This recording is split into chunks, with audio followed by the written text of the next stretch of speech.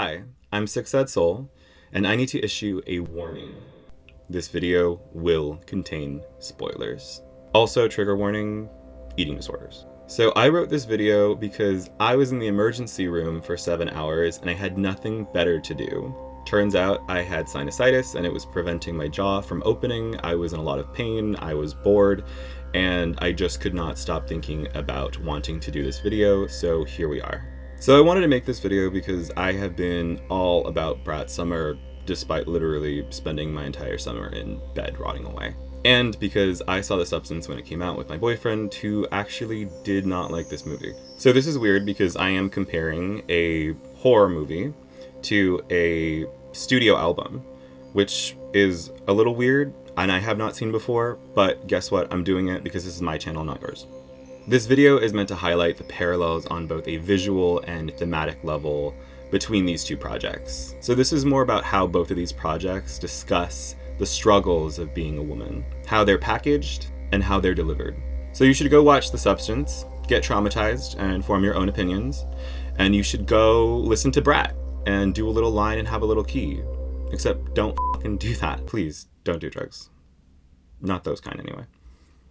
Just enjoy the album. And then come back here and listen to me spew some weird shit. Okay, thanks. The Substance is about fading celebrity Elizabeth, Demi Moore, that takes a black market drug, a cell-replicating substance that temporarily creates a younger, better version of herself, that came out in theaters on September 20th, 2024. Brat is Charli XCX's 6th studio album, which was released on June 7th, 2024, and has become Charli's most successful album. I'm going to start off with my favorite aspect of any art form, and that is the aesthetics. I love minimalism. Like, my dream home is going to look like a padded cell, just like Daria's room. I love minimalist art, I love minimalist architecture, I love minimalist design. Both The Substance and Brat have extremely minimalist aesthetics. In The Substance, we see minimalism pretty much everywhere. In the long hallways, in the giant, essentially almost empty rooms that feel more like museums rather than lived-in spaces. And we see minimalism in both the packaging and video tutorial from the Substance manufacturers. Also, weird coincidence that both the color of the Substance itself is also the color of Brat. It's Brat green. That's fucking weird and crazy to me, okay? Brat has very minimalist aesthetics as well. I mean, the album cover is literally a low quality render of the word brat on a lime green background. Other visuals on the album include the track list, which again, very much like the cover, are just titles on a flat background. I appreciate what Charli did here because it's a huge fuck you to expectations. And The Substance is also a big fuck you to expectations as well, but towards men in positions of power in the entertainment industry. Using this fuck you to expectations, I'm going to segue into the now more thematic elements and parallels of these projects. They are both very blunt in their storytelling approaches. Neither of these projects hold back. They are pretty unapologetic. Like I said, The Substance is about Elizabeth, Demi Moore, who is heavily mistreated for being an older woman in the entertainment industry, and turns to using a drug called The Substance, which creates a younger version of herself, Sue, that she must trade places with every 7 days. The bluntness displayed in this movie comes from the producers, the neighbors, the lovers. These blunt, rude men mistreat Elizabeth. They treat her like shit, whereas they don't do that with Sue, but more so because they want to fuck her. It's super fucked up, and I kind of feel like casting Demi was maybe a mistake because she's still stunning and incredible and amazing and beautiful, so whatever. The bluntness on Brat comes in the form of brutal honesty as Charli expresses her personal insecurities and struggles. These insecurities include assessing whether or not she deserves commercial success, feeling compared and possible hatred from one of her peers, and even considering dropping her career to start a family. Obviously, there are also songs about drugs, and there's tracks and actual metaphorical songs like Sympathy is a Knife and Apple, but the point is, this album is brutally honest. And the honesty is about doubting oneself, one's insecurities. which is the central focus of the substance. One of these insecurities can be discussed at greater length, such as body image and being compared to other women. In the substance, Elizabeth loses her job because the executive director wants someone younger. As the story goes on, Sue, Elizabeth's younger and improved self, earns success nearly overnight, replacing Elizabeth. The audience is forced to see how the success of women is often dependent on their looks. Are they young? Are they approachable? Are they perky? It's fucked up. It's the society that we live in, and pretty privilege does exist. On track 10 of Brat, Girl So Confusing, Charli expresses how she feels about her contempt for one of her peers, whom we now know is Lorde, and how she doesn't enjoy being compared to her. Yeah, I don't know if you like me. Sometimes I think you might hate me. Sometimes I think I might hate you. Maybe you just wanna be me. You always say let's go out, so we go eat at a restaurant. Sometimes it feels a bit awkward cause we don't have much in common. People say we're alike, they say we've got the same hair. We talk about making music, but I don't know if it's honest. Can't tell if you wanna see me falling over and failing, and you can't tell what you're feeling. I think I know how you feel.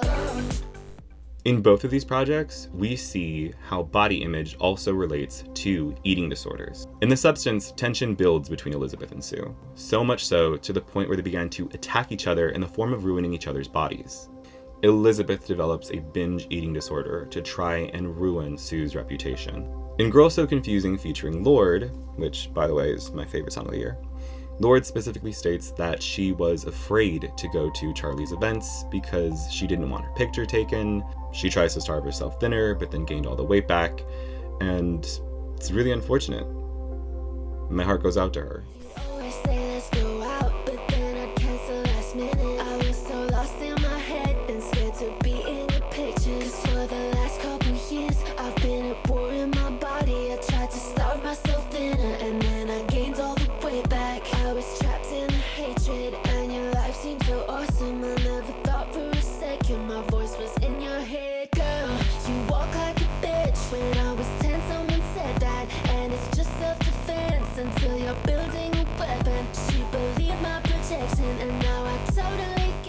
Luckily for Charli and Lorde, they were able to work it out on the remix, unlike Sue and Elizabeth.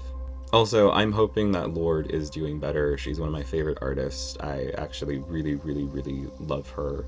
Not in a weird stalker fan kind of way, but I appreciate her being honest with us in this way. It's so raw and honestly monumental for it to be so explicit and mainstream, really. And I get it. I have a very fucking poor self-image.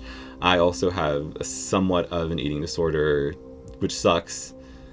And I hate when people take photos of me too. I wish I didn't deal with these things. And I'm not trying to say this in a self-pity way, but more so demonstrating that this isn't just something that affects women or, a certain gender. A lot of people go through this no matter what their gender is. It doesn't matter who you are or what gender you are, you can still face these experiences that are often gendered, just like sexual assaults. So men and anyone else, if you are going through something and you believe that your experiences are not valid, your struggles are valid. It is now time to wrap things up. The opening sequence of The Substance includes Elizabeth getting a star on the Hollywood Walk of Fame, and we see that it gets ruined over time, slowly deteriorating. At one point, someone drops their hamburger all over her star, splattering it with ketchup, which mirrors the imagery that we see at the end of the movie, which, spoilers, Elizabeth's bloody face ends up all over the star. On Brat, we begin with 360, and we end with 365, which is essentially a remix of the same beat.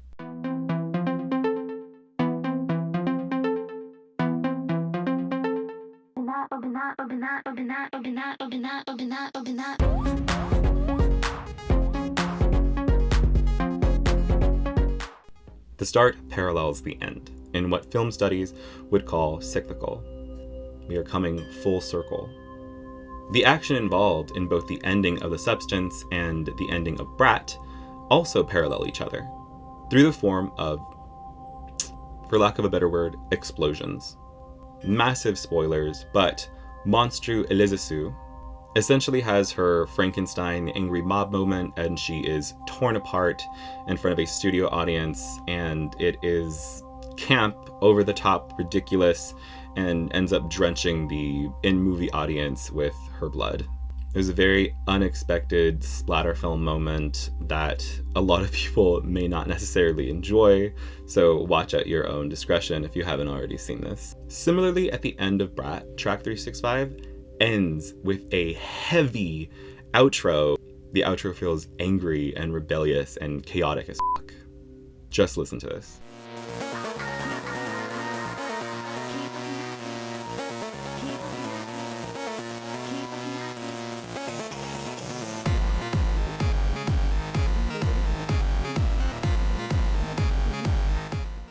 Even when it comes to drugs, there are parallels. The substance literally ends up being substance abuse by Elizabeth. There's been a slight misuse of the substance.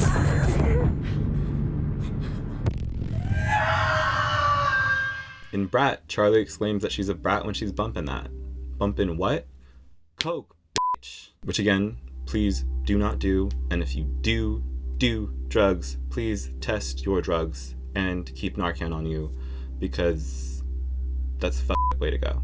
Okay. The Substance is not one of my favorite movies of all time, and although Brat is sickening, it's not my favorite Charli album of all time. But I made this because I just could not get over the synchronicities, the parallels between these two projects, the fact that they came out within the same year, the fact that they're using the same color, the same minimalism. It's wild that there were so many things that I kept thinking about watching the movie. I'm pleasantly surprised that I found so many parallels between these two projects, despite being different art forms. One, again, being a movie, the other being an album. The themes, the visuals, the ways in which these stories are told, both projects have impressed me and will stay with me for a while. I also really appreciate that both of these projects feel both timeless and timely. In film studies, we learn that media created at certain times reflects, what's going on in the culture, our society at that moment. We are sort of coming to a fever pitch when it comes to feminism and body image and self-worth in our culture.